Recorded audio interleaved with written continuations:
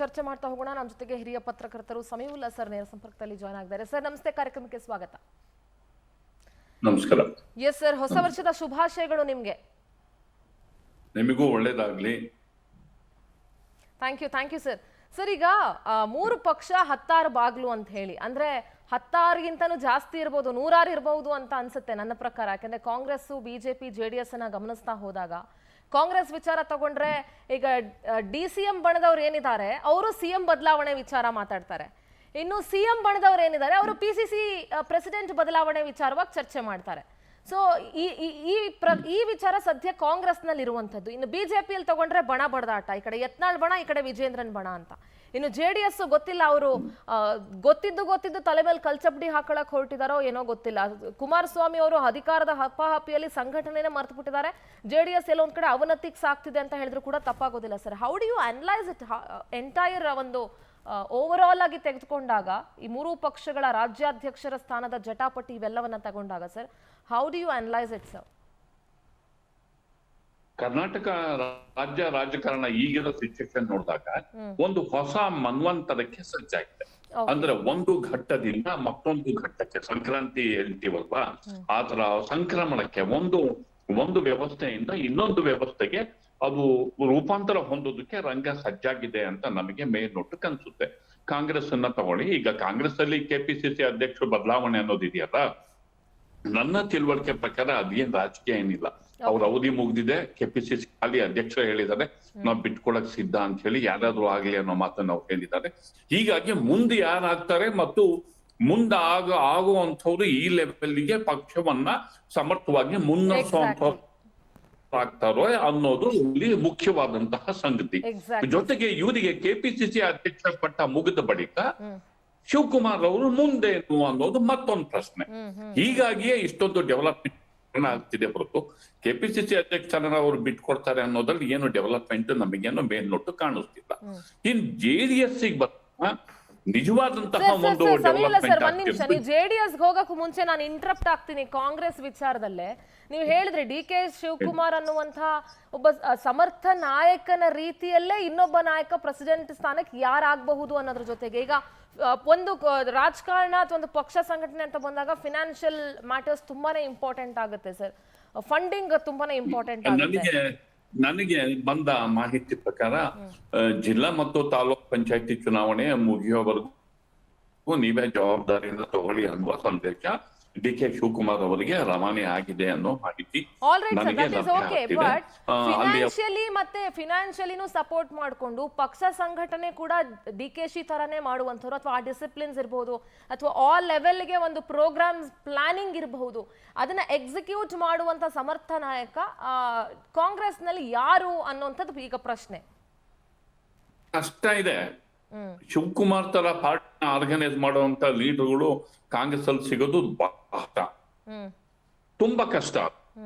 ಅದು ಯಾಕೆ ಅಂತಂದ್ರೆ ಇದು ಈ ಬಿಜೆಪಿ ಜೊತೆಗೆ ಫೈಟ್ ಮಾಡಿದ್ದು, ಅದಕ್ಕೆ ಪ್ರೋಗ್ರಾಮ್ಸ್ ಕೊಟ್ಟಿದ್ದು, ಪಾರ್ಟಿಯನ್ನ ಆಲ್ಟರ್ನೇಟಿವ್ ಪ್ರೊಜೆಕ್ಟ್ ಮಾಡಿದ್ದು, 136 ತನಕ ಸಿದ್ದರಾಮಯ್ಯ ಮತ್ತು ಶಿವಕುಮಾರ್ ಅವರು ಜಂಟಿಯಾಗಿ ಪಾರ್ಟಿನ ಎತ್ಕೊಂಡು ಹೋಗಿದ್ದು. ಇದು ಇತ್ತೀಚಿನ ದಿನಗಳಲ್ಲಿ ಕರ್ನಾಟಕ ರಾಜ್ಯ ರಾಜಕಾರಣದಲ್ಲಿ ಆದಂತಹ ದೊಡ್ಡ ಪ್ರಯೋಗ ಆಯಿತು. ರಾಜ್ಯದಲ್ಲಿ ಕಾಂಗ್ರೆಸ್ ಅಧಿಕಾರ ಬಂದಿದ್ದು ಒಂದು ದೊಡ್ಡ ಪ್ರಯೋಗದ ಬಳಿಕ ಆ ಪ್ರಯೋಗ ಇಡೀ ರಾಷ್ಟ್ರಾದ್ಯಂತ ಬಿಜೆಪಿನೂ ಪ್ರಯೋಗ ಮಾಡ್ತಿದೆ ಗ್ಯಾರಂಟಿಗಳ ಮೂಲಕ. ಹೀಗಾಗಿ ಶಿವಕುಮಾರ್ ಅವರಿಗೆ ಆಲ್ಟರ್ನೇಟಿವ್ ಆಗಿ ಅವರಷ್ಟೇ ಸಮರ್ಥವಾಗಿ ಪಾರ್ಟಿಯನ್ನು ಆರ್ಗನೈಸ್ ಮಾಡಬಲ್ಲಂತಹ ನಾಯಕರು ಬಹುಶಃ ಸಿಗೋದು ತಕ್ಷಣಕ್ಕೆ ಕಷ್ಟ. ಅಥವಾ ಆಮೇಲೆ ಯಾರಾದ್ರೂ ಅಧಿಕಾರ ತಗೊಂಡ್ಮೇಲೆ ಡೆವಲಪ್ ಆದ್ರೂ ಆಗ್ಬೋದು ಅಂತ ಅನ್ಕೊಂಡಿದೀನಿ. ಇಲ್ಲಿ ಏನಾಗಿದೆ ಅಂತಂದ್ರೆ ಪಾರ್ಟಿಯ ಜವಾಬ್ದಾರಿ ಹೊತ್ಕೊಳ್ಳಕ್ಕೆ ತೀರಾ ಪೈಪೋಟಿ ಏನ್ ನಡೆದಿಲ್ಲ. ಯಾಕೆ ಅಂತಂದ್ರೆ ಈಗ ರಾಜಣ್ಣವರು ನಾನು ಬೇಕಾದ್ರೆ ಪಾರ್ಟಿಗೆ ಇದಕ್ಕೆ ಮಂತ್ರಿ ಪೋಸ್ಟಿಗೆ ರಾಜೀನಾಮೆ ಕೊಟ್ಟು KPCC ಅಧ್ಯಕ್ಷ ಸ್ಥಾನ ನಾನು ತಗೋತೀನಿ ಅಂತ ಹೇಳ್ತೀರ. ಆದ್ರೆ ಶಿವಕುಮಾರ್ ಅವ್ರನ್ನ ಸರಿಗಟ್ಟಿಸಿ ಜಿಲ್ಲಾ ಮತ್ತು ತಾಲೂಕ್ ಪಂಚಾಯತ್ನಲ್ಲಿ ಅಥವಾ ಫ್ಯೂಚರ್ ಚುನಾವಣೆಗಳಲ್ಲಿ ಪಕ್ಷವನ್ನ ಲೀಡ್ ಮಾಡೋ ಕೆಪಾಸಿಟಿ ಅವರಿಗೆ ಇದೆಯಾ ಅನ್ನೋದು ಇಲ್ಲಿ ಮುಖ್ಯವಾದಂತಹ ಪ್ರಶ್ನೆ.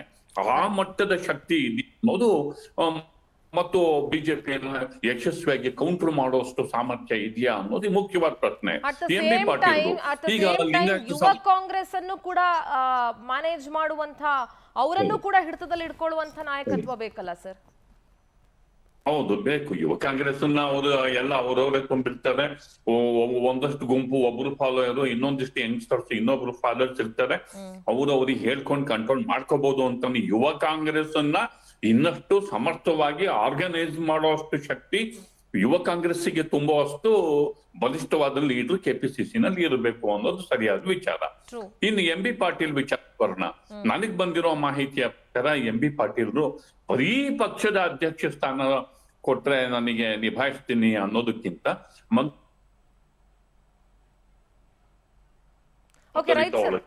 ಸಿದ್ಧ.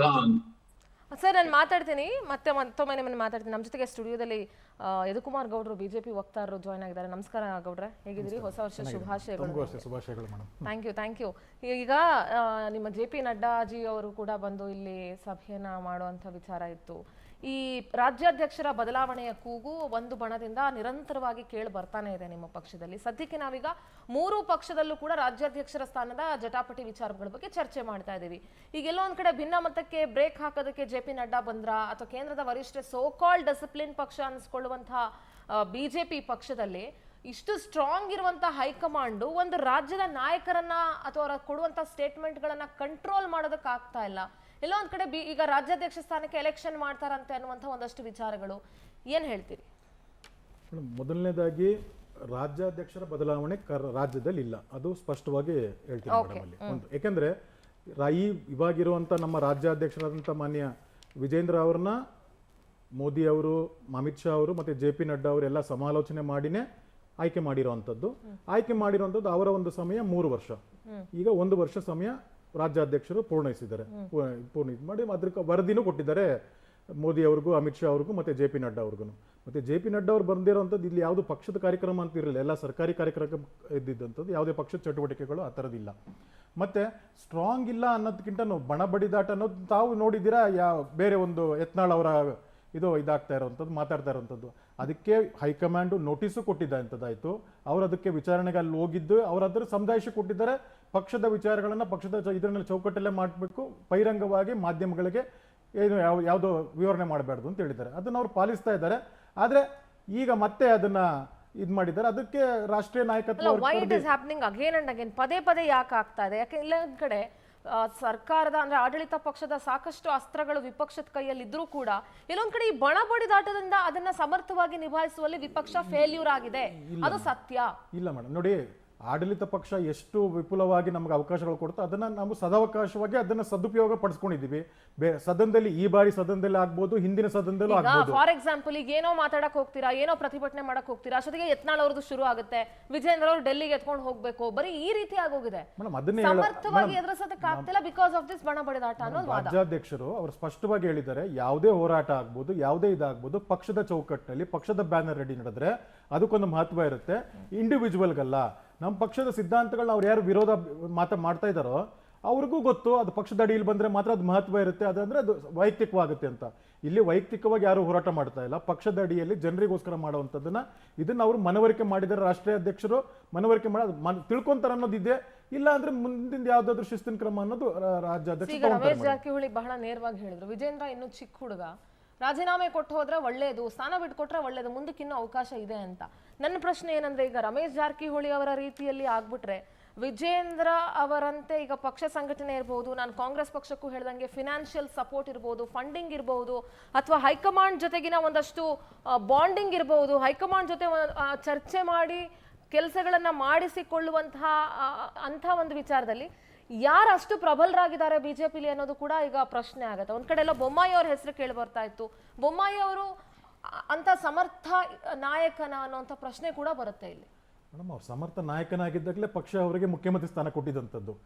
ಈಗ ಎಲ್ಲಾ ಸ್ಥಾನ ಸಿಕ್ತು, ಬಟ್ ಆ ಮುಖ್ಯಮಂತ್ರಿ ಸ್ಥಾನ ಅವ್ರಿಗೆ ಎಷ್ಟು ಚೆನ್ನಾಗಿ ನಿಭಾಯಿಸಿದ್ರು ಅನ್ನೋದು ಇಲ್ಲಿ ಮ್ಯಾಟರ್ ಆಗುತ್ತೆ. ಯದುಕುಮಾರ್ ಗೌಡ್ರೆ, ಎಷ್ಟು ಚೆನ್ನಾಗಿ ನಿಭಾಯಿಸಿದ್ರು ಅಂದ್ರೆ ಎಲ್ಲಾ ಪಕ್ಷದ ನಾಯಕರು ಅವ್ರವ್ರ ಪಕ್ಷದವ್ರನ್ನ ಸಮರ್ಥ ನಾಯಕರು ಅಂತಾನೆ ಅಂದ್ಕೊಳ್ತಾರಲ್ವಾ, ಇಟ್ ಇಸ್ ಕಾಮನ್. ಸಮರ್ಥವಾಗಿ ನಿರ್ವಹಿಸಿದ್ ಮೇಡಮ್. ಆದ್ರೆ ಏನೊಂದು ಸುಳ್ಳಿನ ಆಶ್ವಾಸನೆ ಕೊಟ್ಟು ಕಾಂಗ್ರೆಸ್ ಬಂತು, ಇದುವರೆಗೂ 2 ವರ್ಷ ಆಯ್ತಾ ಬಂತು, ಯಾವ್ದು ಪ್ರೂವ್ ಆಗಿಲ್ವಲ್ಲ ಮೇಡಮ್. ಅಲ್ಲಿ ನಾವು ಇದೇ ವೇದಿಕೆಯಲ್ಲಿ ಸುಮಾರು ಚರ್ಚೆ ಮಾಡಿದೀವಿ, ಯಾವ್ದು ಪ್ರೂವ್ ಆಗಿದೆ? ಅವ್ರು ಹೇಳಿದಂತ ಅಲಿಗೇಷನ್ಸ್ ಆಗ್ಬೋದು, ಯಾವ್ದಾದ್ರೂ ಆಗ್ಬೋದು, ಯಾವ್ದಾದ್ರು ಪುರಾವೆ ಸಮೇತ ಯಾವ್ದಾದ್ರು ಪ್ರೂವ್ ಆಗಿರುವಂತದ್ದು ಒಂದಂತೂ ನಾವು ಕಾಣಿಲ್ಲ. ಆಮೇಲೆ ನೀವು ಹೇಳ್ತಾ ಇದ್ರಿ ವಿಪುಲ ಆಗಿದೆ ಅಂತ. ಇಲ್ಲ ಮೇಡಮ್, ಯಾಕಂದ್ರೆ ನಮಗೆ ಕೊಟ್ಟಂತ ಎಲ್ಲ ಅವಕಾಶಗಳಲ್ಲೂ ಪ್ರತಿಪಕ್ಷವಾಗಿ ನಾವು ಸರಿಯಾಗಿ ಕಾರ್ಯನಿರ್ವಹಿಸಿದ್ವಿ ಅಂಡ್ ವಿ ಹ್ಯಾವ್ ಕಾರ್ನರ್ಡ್. ಹಾಗಾಗಿ ಆ ಥರ ಮಾಡದೆ ಹೋಗಿದ್ರೆ, ಒತ್ತಡ ಮಾಡದೆ ಹೋಗಿದ್ರೆ, ಪ್ರತಿಪಕ್ಷ ಕೆಲಸ ಮಾಡದೆ ಹೋಗಿದ್ರೆ ಹೆಂಗೆ ಮುಖ್ಯಮಂತ್ರಿಗಳು 14 ಸೈಟ್ ವಾಪಸ್ ಕೊಡ್ತಾ ಇದ್ರು? ಹೆಂಗೆ ವಾಲ್ಮೀಕಿದು CBIಗೆ ಹೋಗಿತ್ತು, EDಗೆ ಹೋಗಿ ಚಾರ್ಜ್ ಶೀಟ್ ಆಗ್ತಾ ಇರೋಂಥದ್ದು ಮತ್ತೆ ಇವಾಗ ಯಾವುದೋ ಒಂದು ಅಷ್ಟೆಲ್ಲ ಮಾಡಿ ಬಣ ಬಡದಾಟದಿಂದ ನಗೆ ಪಾಟ್ಲಾಗಂಗ ಆಗೋಯ್ತಲ್ವಾ? ಮೇಡಮ್ ಇರುತ್ತೆ, ಕೆಲವು ವ್ಯತ್ಯಾಸಗಳಿರುತ್ತೆ ಮೇಡಮ್. ಆದ್ರೆ ರಾಷ್ಟ್ರೀಯ ನಾಯಕತ್ವ ಇದನ್ನ ಸರಿಪಡಿಸುತ್ತೆ, ಇದ್ರಲ್ಲಿ ಏನು ದೊಡ್ಡ ಇದ್ದಂತಂದಲ್ಲ. ಆದ್ರೆ ತಾವು ಹೇಳ್ದಂಗೆ ಇಲ್ಲ, ತಾವೆಲ್ಲೋ ಬಿಂಬಿಸ್ತಾ ಇರುವಂಗೆ ರಾಜ್ಯಾಧ್ಯಕ್ಷರ ಯಾವುದೇ ಬದಲಾವಣೆ ನಾವು ರಾಜ್ಯದಲ್ಲಿ ಬಿಂಬಿಸ್ತಾ ಇಲ್ಲ. ಇಲ್ಲ, ಬಿಂಬಿಸುವಂತ ಅವಶ್ಯಕತೆನೂ ನಮಗಿಲ್ಲ. What's happening we are telling that. ಅಲ್ಲ, ಅದಕ್ಕೆ ಸ್ಪಷ್ಟವಾಗಿ ಹೇಳ್ತಾ ಇದ್ದೀನಿ, ರಾಜ್ಯದಲ್ಲಿ ಬಿಜೆಪಿ ರಾಜ್ಯಾಧ್ಯಕ್ಷರ ಸ್ಥಾನ ಯಾವುದೇ ಕಾರಣಕ್ಕೂ ಬದಲಾಗೋದಿಲ್ಲ. ಇದು ಸ್ಪಷ್ಟವಾಗಿ ವಕ್ತಾರನಾಗಿ ಹೇಳ್ತಾ ಇದ್ದೀನಿ. Okay, right.